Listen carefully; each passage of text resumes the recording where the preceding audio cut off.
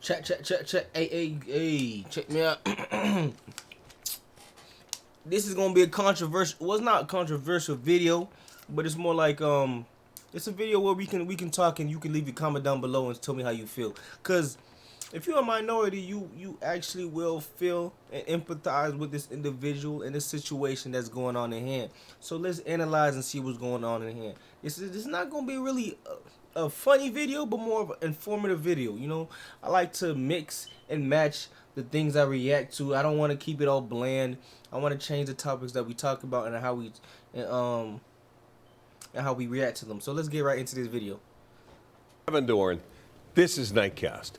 Accused, handcuffed, humiliated. Tonight, 5 Investigate shows us what happened to a young black man in Columbia Heights who was trying to cash his paycheck. Lawyers and advocates say his experience is part of a national phenomenon known as banking while black. That man tells investigative reporter Eric Rasmussen he was racially profiled when a manager called police minutes after he walked into a U.S. Bank branch. That man, Joe Morrow, spoke with us in detail about what happened. U.S. Bank, however, would not go on camera. It settled with Morrow after we started asking questions, but we were still able to obtain police body camera video of that incident that the bank does not want you to see. When police got the call to a busy U.S. Bank branch in Columbia Heights last year, a call for a fraudulent check and a suspect posing a threat. How's it going? This is how Fraudulent check and posting a threat. If you posted a threat, right? Are you gonna be sitting down on the chair just like that, just relaxing, hand down, got your COVID mask on, got your little beanie, your little scully on? He don't look like he's a threat to me. If anything, okay, maybe he got a fraudulent check, and that's it. But you don't put false allegations into other things. Don't say he's posing a threat, and now you're gonna have a whole SWAT team coming in. You're gonna have extra force that you don't need in the first place. What all you needed was just a regular on duty police officer. You know what I'm saying? You don't want to say stuff like that. they found 23-year-old Mississippi native Joe Morrow sitting in a chair in the bank manager's office, leaning back with his hands folded. Police blurred out branch manager John Asquith. And that makes no sense, bro. He has no authority. You have no authority to blur out his face. Unless he's a minor, okay then. A bystander, maybe. This man's a whole manager Simone, bro. Like, and he interacted in this situation. He don't need it. He needed his first, last name, address, and everything exposed. Don't hide the man, bro. Don't hide this man. Like, come on. As state law requires, because he did not want us to see or hear him in the video. Makes no sense. Morrow wanted everyone to know what happened. I just got through working like 12 hours, I think. His job at UNFI, a grocery supplier better known as SuperValue in Hopkins. Closer to home, Morrow stopped here at U.S. Bank in Columbia Heights to cash his paycheck for $900. Despite having an account, that simple transaction was anything but. They was all looking at me and just staring at me. And then looking at the check, then staring at me again. I'm like, now I'm already knowing like what they thinking, the check fake. The manager, he came over and said, "Joe Morrow, your check fake." And I said, "What?" He said, "You people are always coming in here with fake checks." Who do you think? What does that even mean?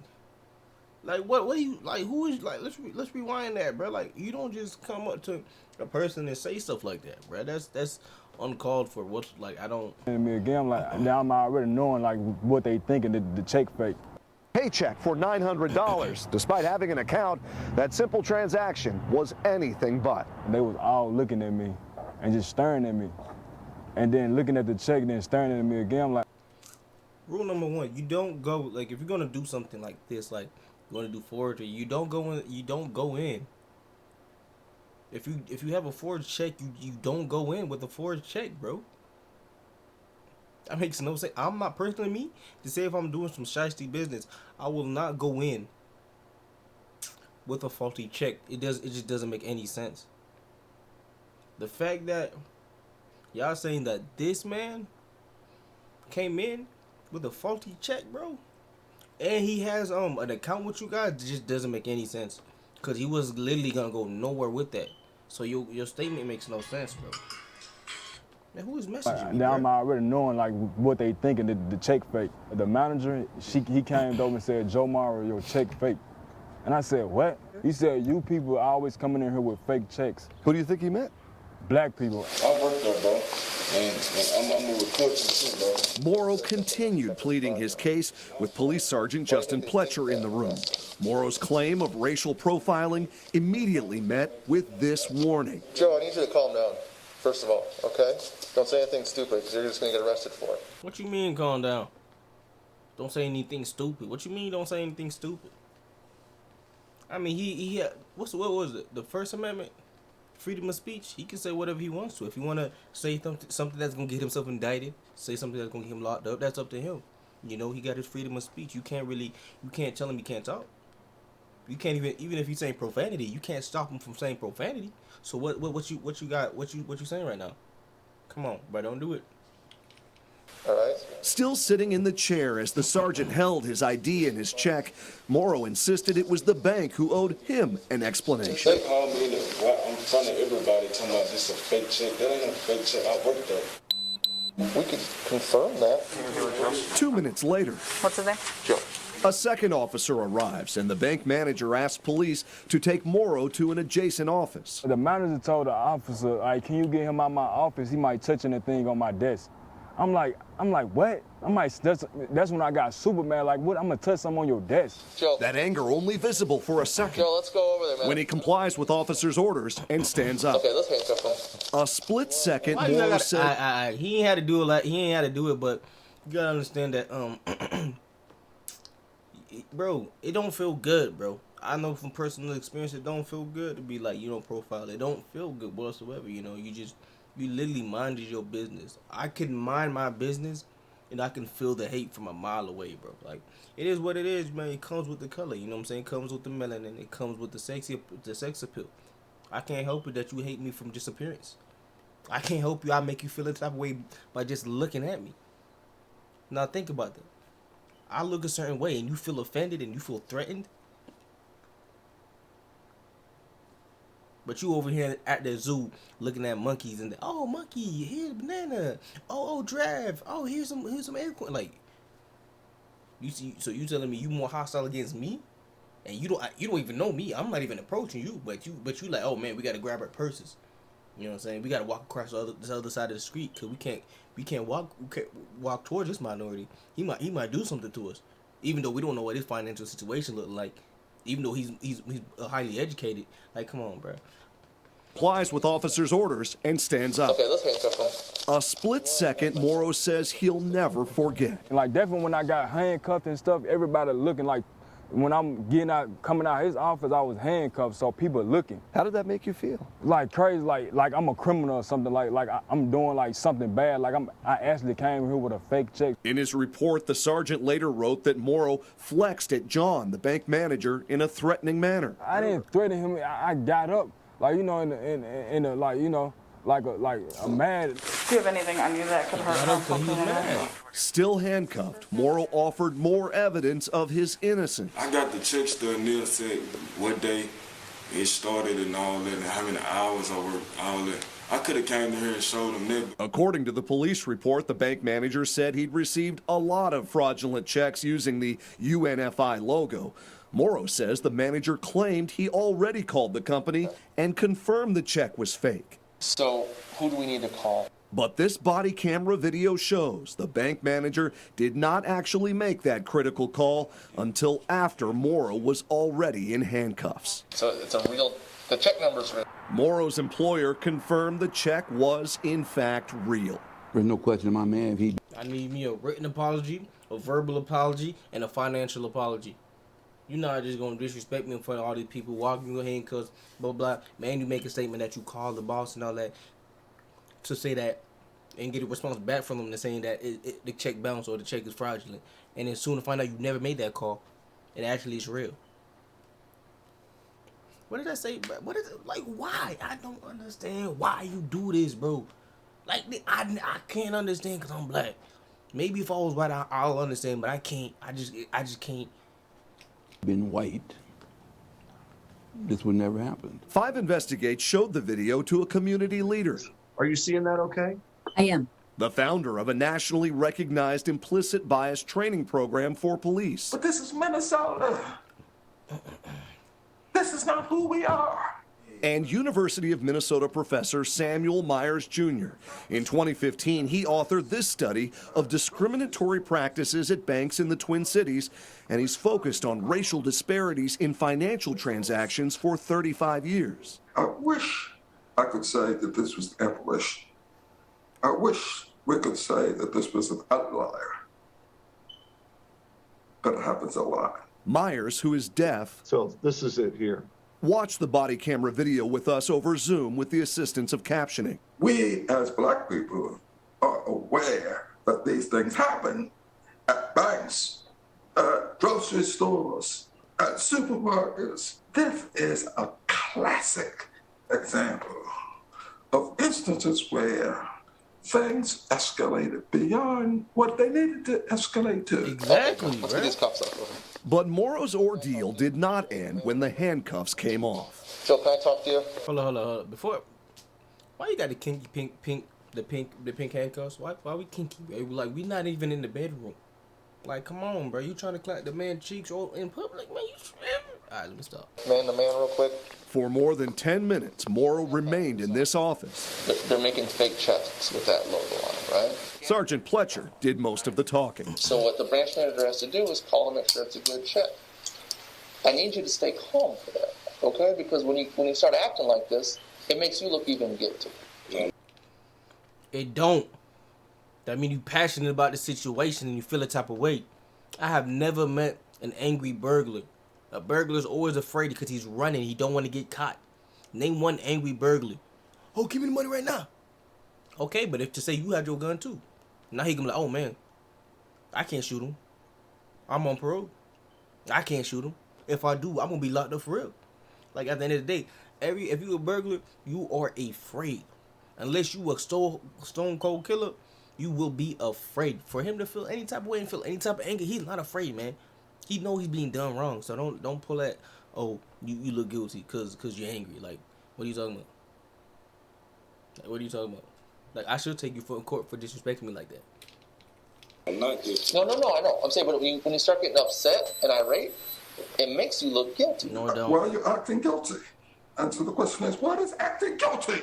Tell me, what is acting guilty? Calm your way down, boy. I'm sorry, but this is who I am. You blame me here before creating the racism that he feels. Don't do I don't know. He look like my grandma though, right here. That boy look like my grandma. anything stupid. It was another part of this exchange Are you kidding?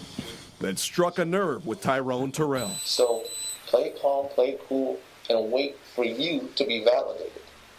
Okay? Oh my God. The former director of the St. Paul Department of Human Rights and the president of the African American Leadership Council says the sergeant's choice of words matters. Wait to be validated.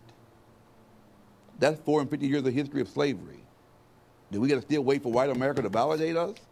I mean, I don't know. When you talking about validate, I don't know whether they're talking about clear his name or something. But I don't know what in terms of what type of validation you're saying.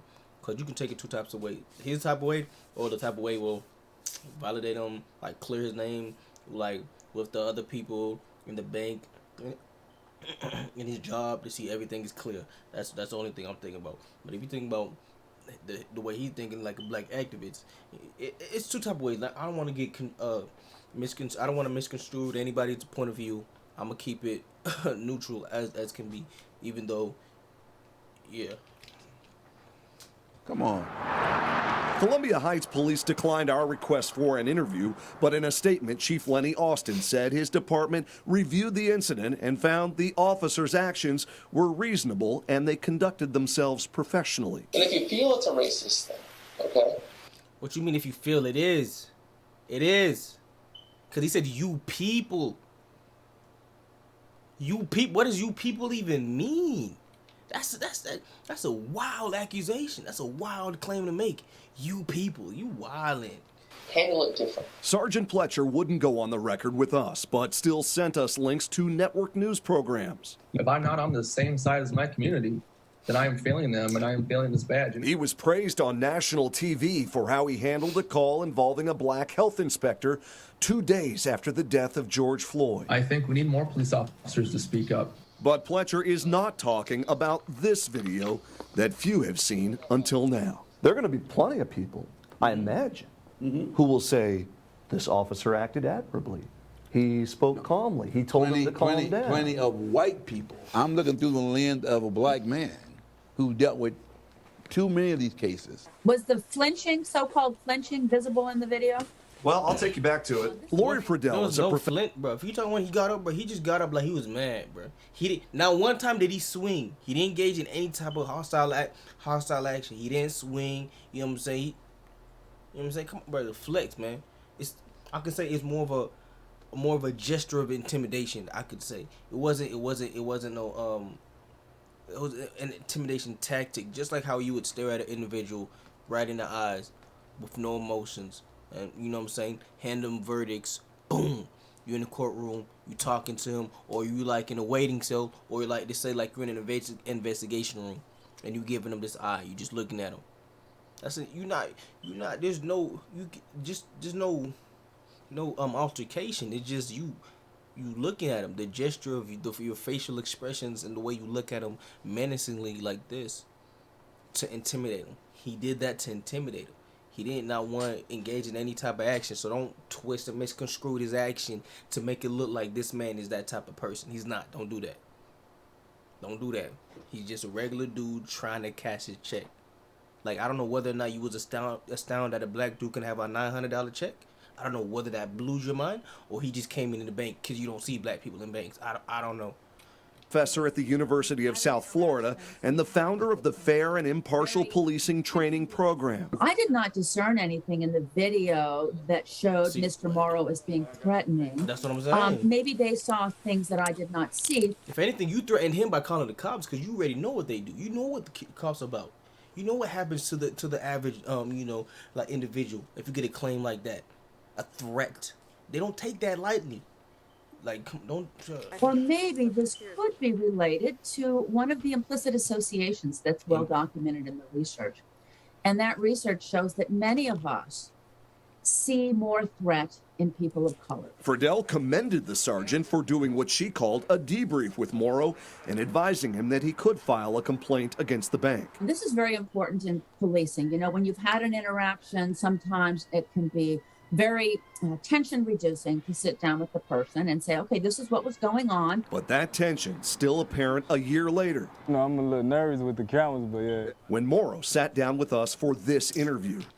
I don't condone you to continue to have a bank with these people. What I will do is get you a new bank with better people, maybe like Chase, Wells Fargo, or something. Even though I don't condone those companies, you know, you still get profiled over there regardless. But still, at least those are more backed company than U.S. Bank. I never really heard of U.S. Bank until I watched this right here. I'm just saying. So I'll get you go to one of those better banks because they have better customer service, and you wouldn't even be have to come inside the bank. They have like a drive-through. You can just put your money in, talk to one of the clerks through the those little intercom things, or put your money in through the ATM they got. It'll be better than banking here. I can't do that. I can't put my money in the bank like that because they're recirculating your money anyways. When you put money in the bank, they're recirculating your money. You know, I obviously have money in the bank. I got a couple thousand in the bank. You know what I'm saying? Not to brag. Hard work does pays off, I tell you that. But like, you don't want to keep so much money in the bank. I do got a lot of money in the bank, but don't forget, I got way more money in my stocks, you know, than I do in the bank. I get some money off of dividends. It's not that much that I can live off of, but look, I like to see the money working for me. I don't like to see myself working a 9-to-5 long term. You know, that's not the goal. The goal is financial stability without me having to clock in. You know, and that should be the goal for everybody. You know, I like to see other black people like myself, you know, being congratulated. And I like to see y'all being successful. So y'all can be successful. What this brother should do right now is take his money out of that bank, put it in a different bank. Or if anything, he could keep it at the crib. Although that does make the money a liability, because if people know he got money in the crib, he could get robbed. I don't know what part of the neighborhood he lives in, but it looks like he lives in a good part of the neighborhood, you know, good next to the woods. He don't seem uneducated. He seems calm, relaxed. The way he handled himself doesn't seem like a hooligan or a person that's in the streets. So, you know, it's to each his own, but leave U.S. Bank. I don't condone him. I'm suing the fuck out of them. If that was me. By that time, his lawyer had sent 2 letters to U.S. Bank demanding a settlement and an explanation. They've never taken any accountability. They've never truly apologized to. I think he this man probably had a stroke, cause there's a my teacher I know, and he had, like, this whole side of his face was dead, and you know, people, you know how kids be roast, blah blah blah, but they don't roast him in his face. But I was one of the kids. He was just a cool teacher. He really, like, what pushed me to believe in myself and know that eventually I'll be able to do what I can do in life. And I respect this man to this day. I can't discredit his hard work and what he instilled in me, you know. So I asked him personally, I'm like, yo, what happened? He told me, oh yeah, I had a stroke. After that, I'm like, well, I got even more respect for this man. He wakes up early in the morning, do all what he got to do to be a teacher, even though he don't need to. I'm like, don't. The last video I made, I was making fun of an individual, but people took it the wrong way.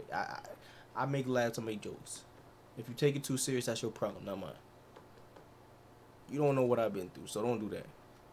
Mr. Morrow. In October, U.S. Bank declined our request to interview manager Asquith or anyone else with the bank, and instead sent us this statement saying U.S. Bank is committed to fairness toward everyone we serve regardless of race, adding, we dispute the facts as they're being portrayed to you. 2 weeks later, the bank quietly reached an undisclosed settlement, meaning no one with U.S. Bank or Morrow can ever talk about what happened here again. Hey, Joe, man. I'm sorry you had to go through this, man. Any additional apology, now confidential. Keep working hard. Again, what's almost... Yeah, okay, this is, I don't like how this whole situation was handled. It shouldn't have been handled this way. He didn't really do anything. Obviously, he didn't do anything, but it is what it is, you know. I hope the settlement he got was good, a healthy amount, so he don't have to deal with the same things again. But man, you look, bro, if you colored, bro, you're doing good things, you're doing big things. Some people, things like this might happen to you more often than you think. You know, things like that might happen more often than you think. Even if you highly educated, as long as you not black, bro, stuff just happen. It is what it is. It's like, you can't. It's inevitable. But look, if you like what you see, like what I do, subscribe. You know what I'm saying? We're only going up from here, man. 2 Turn Dave. Leave a comment down below when you subscribe and how much subs I had. Road to 2K. Let's get it.